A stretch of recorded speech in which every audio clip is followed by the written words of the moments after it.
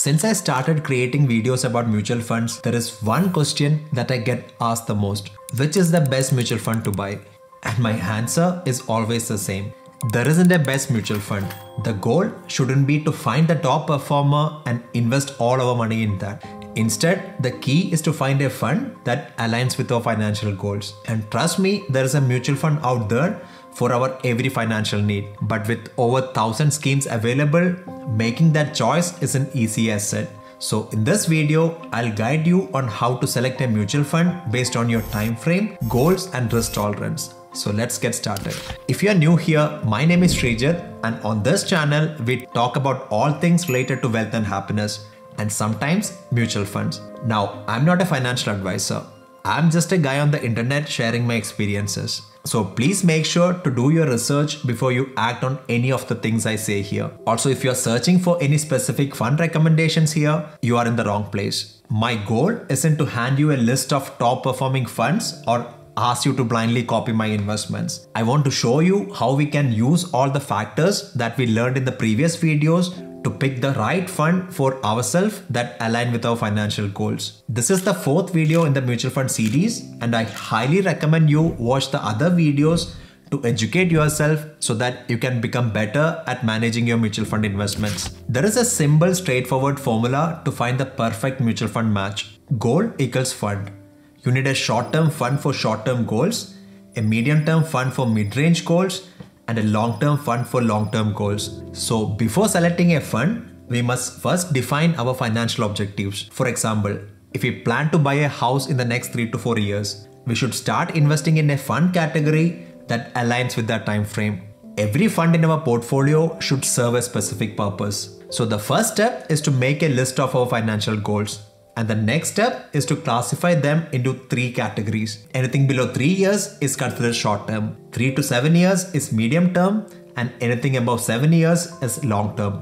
The short term category includes things such as our emergency fund and our next overseas vacation. These are financial needs usually served with savings accounts or fixed deposits, but they all come with limitations. Savings accounts typically offer low interest rates, and fixed deposits lock your money for a specific period. So mutual funds with the high returns and better liquidity can be a better alternative for our short-term money needs. Within mutual funds, the asset class you should consider is debt funds, specifically liquid and money market funds. If you are not familiar with the different mutual fund categories, I highly recommend you watch the 2nd video in this series. To refresh, liquid funds are debt mutual funds with a maturity period of up to 91 days. They invest in highly liquid, high quality, short-term debt instruments such as certificates of deposit or CDs, commercial papers, CPs, treasury bills and others. While they are riskier than fixed deposits, they are less risky compared to other types of mutual funds. For money needs within the next 3 months, use the liquid fund category. And for everything above that and within a year,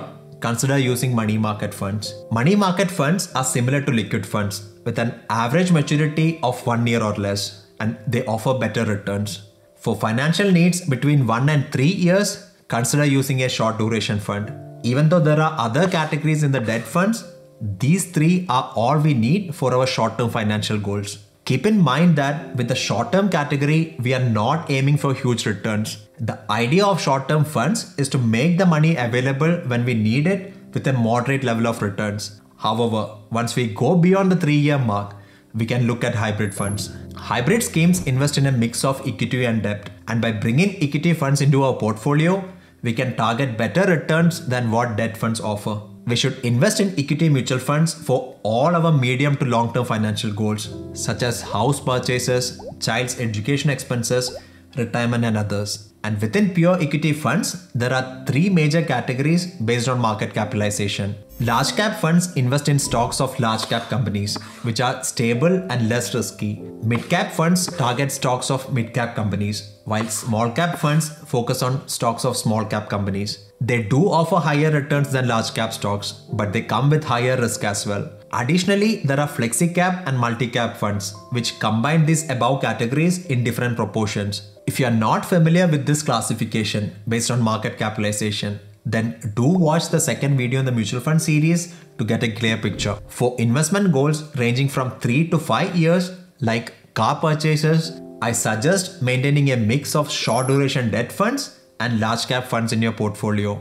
And between 5 and 7 years, I recommend increasing the proportion of large cap funds and also bringing in some multi-cap funds. And for goals extending beyond 7 years, like your child's education or retirement, consider also flexi-cap funds that invest a major share in mid and small cap funds. Now, how to divide our investment between these categories? The answer is in our risk profile. Warren Buffett famously said, risk comes from not knowing what you're doing. The most important thing when it comes to mutual funds or any other investment for that matter is to understand that high returns typically come with higher risk. Investing is not about avoiding those risks entirely, but about efficiently managing such risks. So, understanding our risk profile is key in investment planning. Our risk profile is simply the sum of our risk appetite and risk tolerance. Both are different and I will explain. This reflects our financial ability to take risks. There are many factors that influence this, such as our age, our income,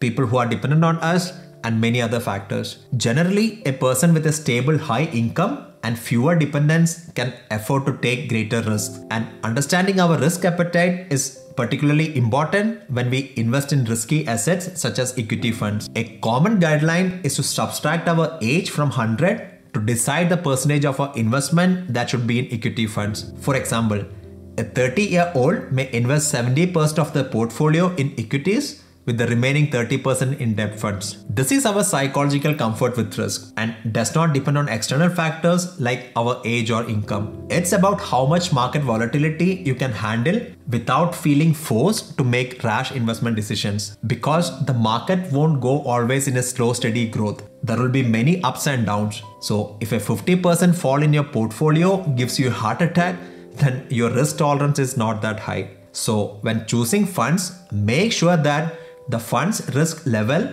matches our risk profile. For example, those with a high risk profile can lean more towards small and mid cap or even sector funds for their long-term goals, because those funds are known for higher returns but with higher risk. And those with more conservative risk profiles might do better with large cap funds, which generally offer more stability. Always check the riskometer for any fund you are considering and make sure that it aligns with your risk tolerance and investment goals. Once we have identified the sector or category that we want to invest in based on our investment time frame and risk, the next step is to select the best performing fund within that category. But whatever you do, never buy mutual fund based on casual tips given by neighboring uncles or even your friends. Always do your own research and check for these 5 main factors. This is the most important criteria for picking up a scheme. We should choose a scheme that has a very good long-term record, both against the benchmark index and other funds in the same category. I know, historical performance is in no way a guarantee that the fund will do well in the future, but it still gives a good pointer.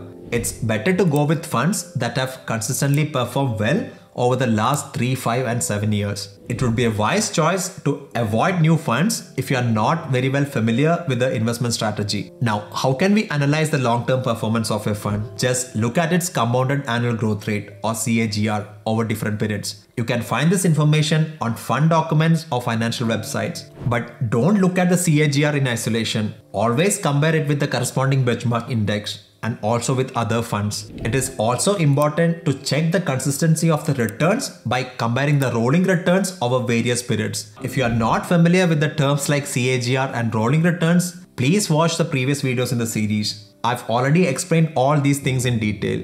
Basically, our goal is to find a fund that regularly beats its benchmark and also other funds in its category. If a large cap equity fund does not outperform its corresponding large cap index, it might be more beneficial to invest directly in the index fund, which usually has a lower expense ratio. Even if the fund we selected offers excellent returns, the cost of managing the fund can significantly eat away those returns. Therefore, it's important to always consider the expense ratio when selecting a fund. However, the lowest expense ratio shouldn't be your only criterion. A fund with slightly higher cost might still be a better choice if it delivers superior returns that more than compensate for the higher expenses. So use it as a secondary deciding factor after comparing the returns. We talked about different types of risk associated with mutual funds in the last video. Every investment carries a risk. So if 2 funds give the same return, We want to see which fund took the lesser risk to achieve it. In the previous videos, we already talked about 5 different parameters to identify the risk associated with every mutual fund.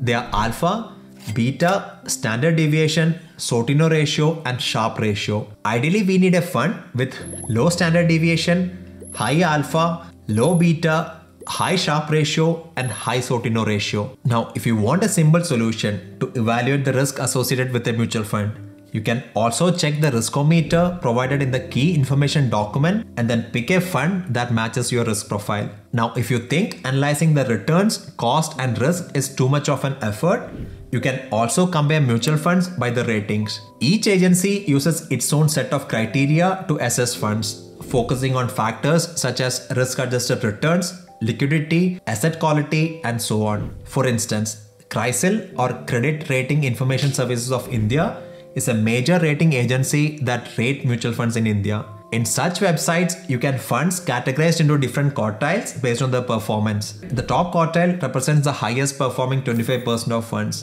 The upper quartile, the next best performing 25%. The lower quartile, the third group of 25%, and the bottom quartile, the lowest performing 25% of funds. And fund rankings show a fund's performance in comparison to the other funds in the same category. A mutual fund consistently ranked in the first quartile in the past 5 to 7 years could be considered reliable and high performing. Whereas if the fund ranking slips below 50% or below the second quartile for 4 quarters, it's better to stay away from that fund. Even though I wouldn't suggest using the rating as the only parameter to pick a mutual fund, it's a good confidence booster if your final shortlisted funds based on other factors have good ratings. Along with the ratings of the fund, also check the reputation of the fund house. When was it founded? The size of funds they manage, who is the fund manager, and so on. The success or failure of an actively managed mutual fund largely depends on the fund manager and the research team. So do some research about the fund house and fund manager before you start investing. Now then,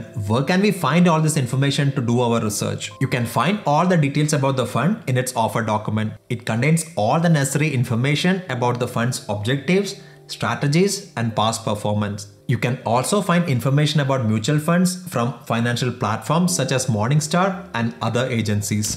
I know all this information can be overwhelming for a newbie investor. To make it easier for you, in the next video, I'll show you how I go on with the process of choosing funds for my short-term, medium-term, and long-term goals. This will help you see the process in action and make it easier to apply to your own investment decisions. So do subscribe to the channel and enable notifications. I hope you got some value from this video. Until I see you with another video, have a wonderful rest of the day and adios.